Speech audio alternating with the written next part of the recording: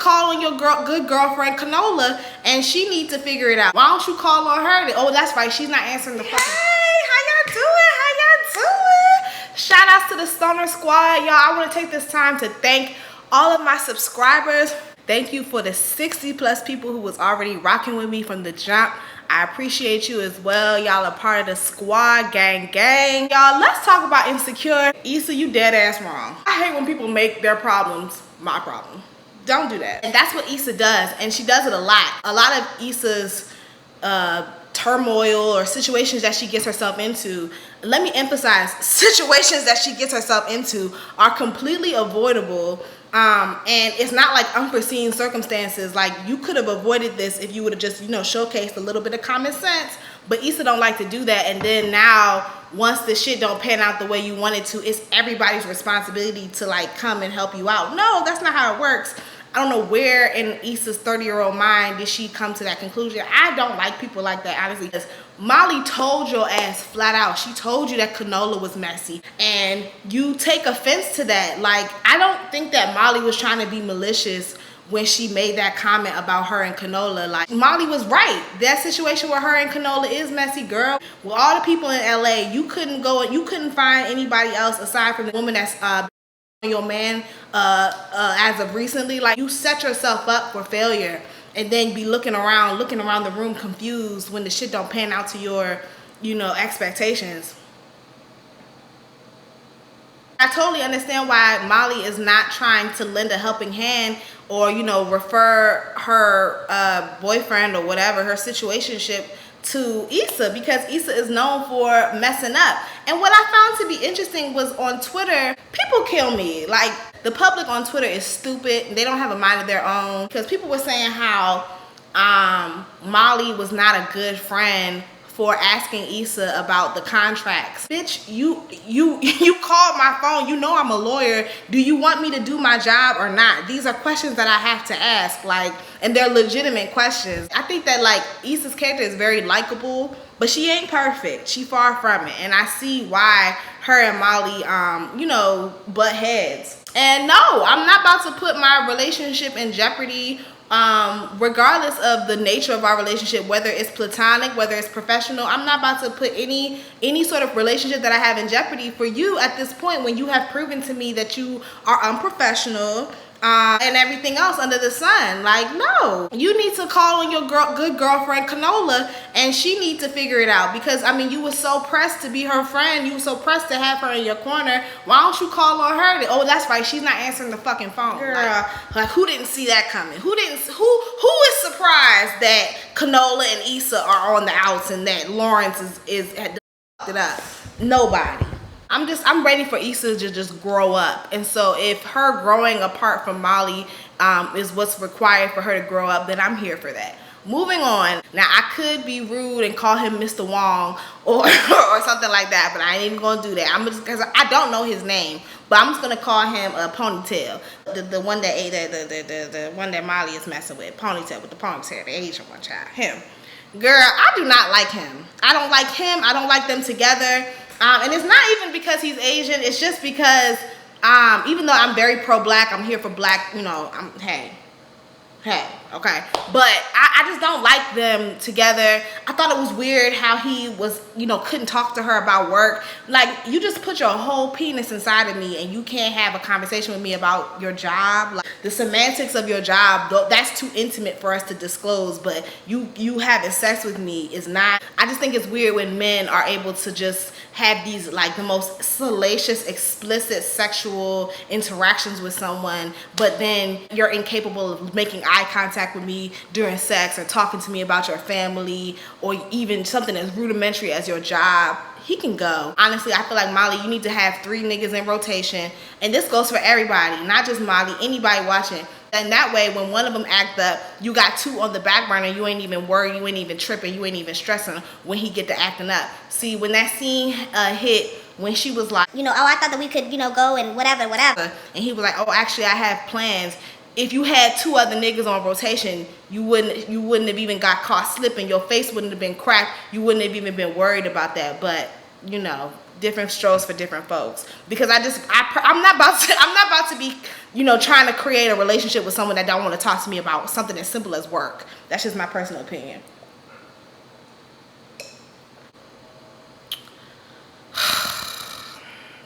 Lawrence. I've been trying to avoid talking about Lawrence. He just brings my mood down.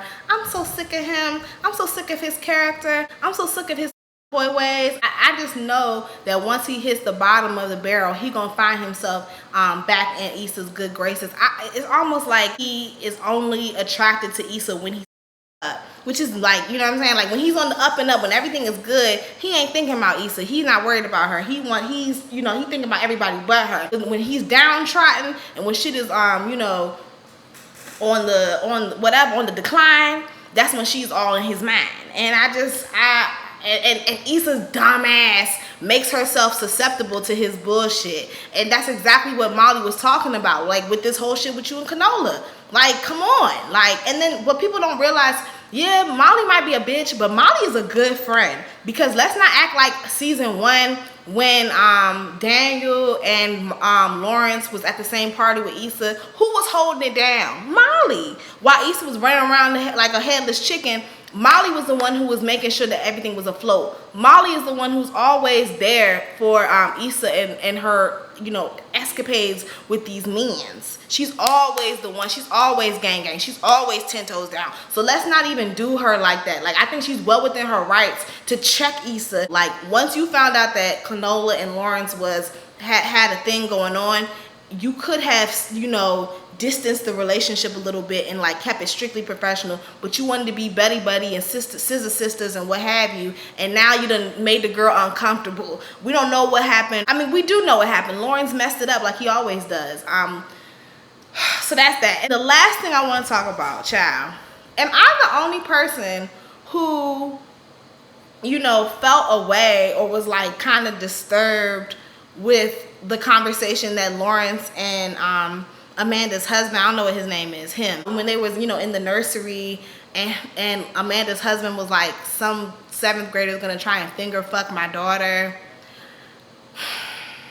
That scene made me very uncomfortable. And again, shout outs to Issa Rae and her team for, shedding light on these type of topics, because at the end of the day, that is the reality of the situation. A lot of, young fathers, new fathers, young men in general, share the same sentiments in regards to their daughters. But I just thought it's just sad that is the case. And it was just really weird and hard to like stomach or process these grown ass 30-something-year-old men standing over this newborn child. I mean, the baby ain't even been here for more than 72 hours, and y'all are like going into explicit details about her potential sexual escapades. Why don't y'all say something like, one day somebody is gonna like meet my daughter and love her and support her and marry her and like commit to her. Like, y'all don't think stuff like that. Y'all go to the, oh no, somebody gonna try and my daughter. And it's just like, it's just weird. For that scene was very triggering for me, because growing up, my sex life or lack thereof was always a topic of discussion and amongst my family. Whether or not I was having sex or not, who I was having sex with, when I'm going to start having sex, if I started having sex or not. And the fact that this little girl is, fresh out the womb, and y'all sitting over her crib, grown ass men sitting over her crib, talking about that.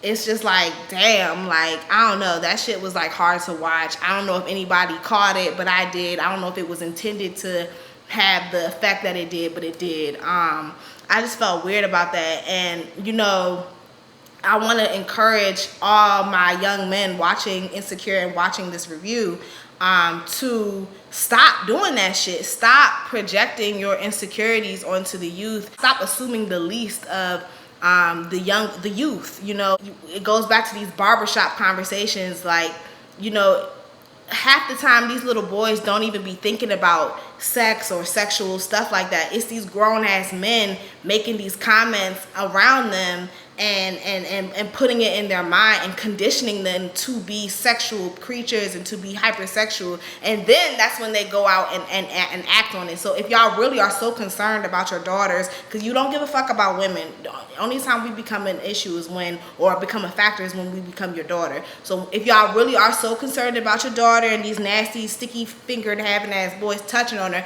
then why don't y'all just encourage men to like not be rapists and not be weird and not be womanizers and not be trash? But y'all not gonna do that, because then in order for you to encourage them to do that, that would mean that you would have to do that, and you're not willing to do that yourself. And don't ask me how I know, just know I know. This is from personal experience, child. But yeah, that's it, y'all. I will be back with some more content. I'm thinking about reviewing 90 Day Fiance, this new Netflix show called Hollywood. There's some other stuff I want to review, so please comment below and let me know what other shows you would like me to review. Shout outs to the gang, and I'll be back. Thank you, deuces.